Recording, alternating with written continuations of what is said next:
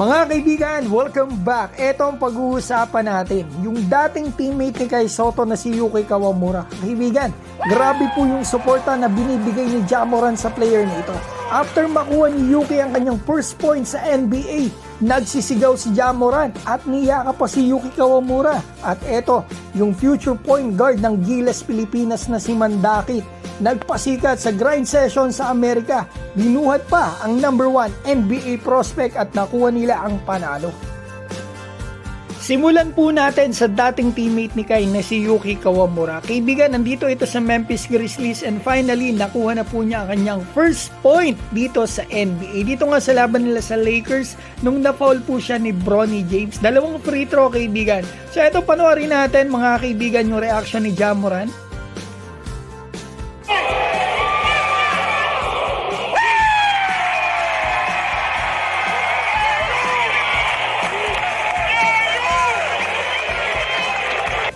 Kita nyo naman, talagang solid na solid talaga to si Ja Morant. At after the game, ito yung ginawa niya mga kaibigan. Nakataas ng kamay, sinalubong si Yuki Kawamura at niyakap.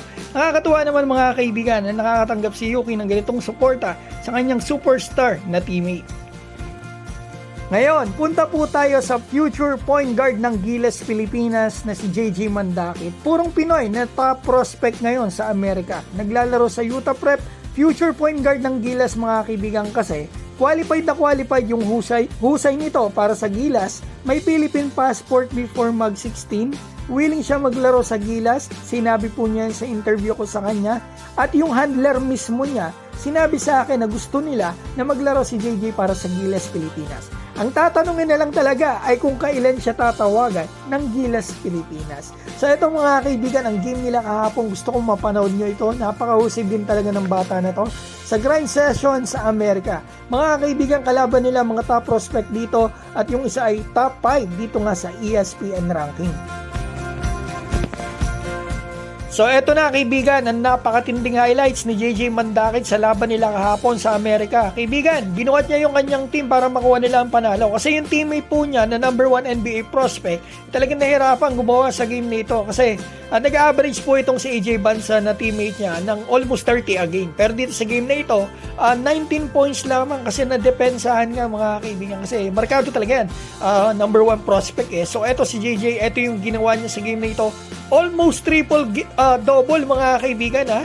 26 points, 9 rebound, 9 assists, 4 steal. Grabe yan mga kaibigan.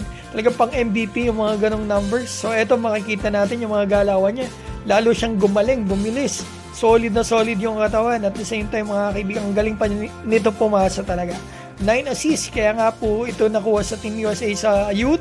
Kasi napakagaling talagang pumasa at galing talagang point guard mga kaibigan. Sana matawagan to sa Gilas Pilipinas ha, mga kaibigan. Kasi pag naunahan tayo ng Team USA, kasi nasali rin sila sa mga lower competition yung mga qualifiers lang, papadala sila ng mga G-League, diba mga kaibigan, baka mamaya maunahan pa tayo. Sayang talaga mga kaibigan, mahusay na player talaga, mahusay na point guard ang batang ito.